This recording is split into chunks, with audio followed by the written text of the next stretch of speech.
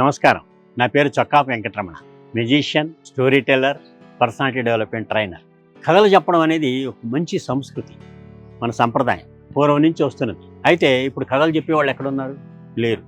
మా చిన్నప్పుడైతే మా అమ్మమ్మలు, తాతయ్యలు దగ్గర కూర్చోబెట్టుకుని కథలు చెప్పేవాళ్ళు. ఇప్పుడు కథలు చెప్పేవాళ్ళు అందరూ ఓల్డేజ్ హోమ్లో ఉంటున్నారు. అమ్మా నాన్నలు ఉరుకులు పరుగుల మీద ఉద్యోగ బాధ్యతల్లో తిరుగుతున్నారు. పిల్లలు అంటారా, లేచిన దగ్గర నుంచి రాత్రి పడుకోబోయే వరకు వాళ్ళ చదువుల పంజరంలో ఎక్కిపోయి చదువు చదువు చదువు అని దాంట్లోని కొట్టుమిట్టాడు. అయితే మళ్ళీ కథలు చెప్పే సంస్కృతి మళ్ళీ రావాలి అనే ఉద్దేశంతో నేను 100 నిమిషాల్లో 100 కథలు చెప్పి ప్రపంచ రికార్డు సృష్టించాను. అది వండర్ బుక్ ఆఫ్ రికార్డ్స్లో కూడా ఎక్కింది. అయితే నేను 100 నిమిషాల్లో 100 కథలు చెప్పాను అనే విషయం తెలియగానే ఒక ఫ్రెండ్ అడిగాడు, అబ్బా 100 నిమిషాల్లో 100 కథలంటే నిమిషానికి ఒక కథ అనమాట అన్నాడు. లేదు, అర నిమిషం కథలు ఉన్నాయి, పావు నిమిషం కథలు ఉన్నాయి. ఓహో అట్లాగా, అయితే 1 నిమిషం కథ చెప్పండి అన్నాడు. చెప్తా అని చెప్పేసి 1 నిమిషం కథ చెప్పాను. ఆ కథ కూడా మీకు చెప్తాను. అనగా అనగా ఒక పిల్లి ఉంది. ఆ పిల్లి చదువుకోవడానికి పక్క ఊరు బయలుదేరింది. దారిలో దానికి కుక్క ఎదురైంది. పిలిబావా ఎక్కడికి వెళ్తున్నావు? పిలిబావా, పక్కూరికి చదువుకోవడానికి వెళ్తున్నా. ఆ మాత్రం దానికి పక్క ఊరు వెళ్ళాలా? నా దగ్గర చదువుకో, నేను చదువు బాగా చెబుతా అని. అవునా, అయితే నువ్వు మ్యామను అని. పిల్లి అడిగిన దానికి కుక్క ఏముందంటే బౌ బౌ బౌ బౌ బౌ అని అరిచింది. నిన్ను మ్యావనమంటే నువ్వు బౌ బౌ అంటున్నావు, నువ్వు నాకేం చదువు చెబుతావు పోపు అని చెప్పి ముందుకెళ్ళింది. కొంచెం దూరం వెళ్ళాక ఒక కోడి ఎదురైంది. ఆ కోడి ఎదురయ్యి పిల్లిబావా ఎక్కడికి వెళ్తున్నా పిల్లిబావా అని. పక్కూరికి చదువుకోవడానికి వెళ్తున్నా. ఆ మాత్రం నాటికి పక్కూరు వెళ్ళాలా? నా దగ్గర చదువుకో, నేను బాగా చదువు చెబుతా అని. అలాగా, అయితే మ్యామను అని. అప్పుడు ఆ కోడి అని అరిచింది. నిన్ను మ్యావనమంటే నువ్వు కొక్కరోక అంటున్నావు, నాకేం చదువు చెబుతావు పోపు అని ఇంక ముందుకెళ్ళింది.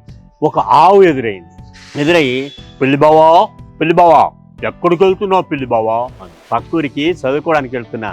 ఆ మాత్రం దానికే పక్కూరు వెళ్ళాలా? నా దగ్గర చదువుకో, నేను బాగా చదువు చెబుతా. అయితే మ్యావను అంది పిల్లి. ఆవేముంది, అంబా అంబా అంబా. నువ్వు మ్యావనమంటే అంబా అంటున్నావు, నువ్వు నాకేం చదువు చెబుతావు పోపు అని పక్కూరికి వెళ్ళి ఒక ముసలి పిల్లి దగ్గర చదువుకొని తిరిగి ఇంటికి వచ్చింది. దీన్ని బట్టి మనకేం అర్థం అవుతుందంటే, మాతృభాషలో చదువుకుంటేనే బాగా అర్థమవుతుంది. పిల్లికి పిల్లి భాషలోనే చెప్పాలి, ఆవుకి ఆవు భాషలోనే చెప్పాలి, కోడికి కోడి భాషలోనే చెప్పాలి, కుక్కకి కుక్క భాషలోనే చెప్పాలి. ఇదనమాట. చూసారా, దీంట్లో మంచి మెసేజ్ ఉంది. మాతృభాషకి ప్రాధాన్యత ఇవ్వాలనే మెసేజ్ ఉంది. తర్వాత దీంట్లో మిమిక్రీ ఉంది, వాయిస్ మాడ్యులేషన్ ఉంది. చూసారా, కథలో ఇంత కంటెంటు, ఇంత మసాలా ఉంటే కానీ పిల్లలకి ఆసక్తికరంగా ఉండదు. ఆ కథ విని చాలా బాగుందండి అని చప్పట కొట్టాడు. అయితే ఆ పక్కనున్న ఫ్రెండు, నిమిషం కథ చెప్పారు బాగుంది, అర నిమిషం కథ చెప్పండి అని. చెప్తా అని చెప్పి అర నిమిషం కథ మొదలెట్టాను. నేను అలా వెళుతున్నాను. ఒక చోట ఒక స్కూల్ వదిలేశారు, పిల్లలందరూ వెళ్ళిపోయారు. ఒక పిల్లవాడు మాత్రం ఒంటరిగా దిగులుగా కూర్చున్నాడు. పాపం ఈ పిల్లవాడిని ఇంటికి ఎవరు తీసుకెళ్తారో కనుక్కుందా అని దగ్గరికి వెళ్ళి, బాబు నిన్ను ఇంటికి తీసుకెళ్ళడానికి ఎవరు వస్తారు? మీ అమ్మ వస్తుందా అని అడిగాను. నాకు అమ్మ లేదుగా అని అన్నాడు. అయ్యో పాపం అమ్మ లేదు. మీ నాన్న వస్తాడా అని అడిగాను. నాకు నాన్న లేడుగా అన్నాడు. అయ్యో అమ్మ నాన్న లేని అనాథ అనుకుంటాను అని చెప్పేసి, మరి నిన్ను ఇంటికి తీసుకెళ్ళడానికి ఎవరు వస్తారు అని అడిగాను. మా మమ్మీ డాడీ వస్తారు అని. అయ్యో తెలుగు, వాడు కాదు అనాథ, నువ్వు అనాథం అయిపోయావు. ఈ రోజుల్లో పిల్లలకి అమ్మా నాన్న అంటారనే తెలియని పరిస్థితి ఏర్పడింది అని నాకు బాధ అనిపించింది. ఆ పక్కనున్న అతనికి కోపం వచ్చింది. ఏం సార్ మీరు మాట్లాడితే తెలుగు అంటారు, ఈటీవీ తెలుగు వెలుగులోని 100 ఆదివారాలు 100 కథలు చెప్పారు తెలుగు భాష మీద, వేరే భాషలు అక్కర్లేదా అని. ఎందుకు అక్కర్లేదు, దానికి పావు నిమిషం కథ చెప్తా వినండి అని. చెప్పండి అని. ఒక ఎలక పిల్లల్ని వెంట పెట్టుకుని షికారుగా బయలుదేరింది. కొంచెం దూరం వెళ్ళేసరికి ఒక పిల్లి మ్యావ్ అంటూ మీద పడింది. పిల్లలన్నీ చల్లచెదరైపోయాయి. ఏం భయపడొద్దు అని పిల్లలన్నింటినీ దగ్గరికి తీసుకొని అని గొంతు సవరించుకొని బౌ బౌ బౌ బౌ బౌ అని అరిచింది. దెబ్బతో పిల్లి పారిపోయింది.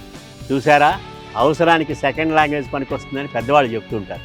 అందుకే చూసారా, కథల ద్వారా మంచి మెసేజ్ ఇవ్వడమే కాకుండా మంచి వాయిస్ మాడ్యులేషన్, ఎఫెక్టివ్ పబ్లిక్ స్పీకింగ్కి సంబంధించిన సరంజామా అంతా కథల ద్వారా చెప్పొచ్చు.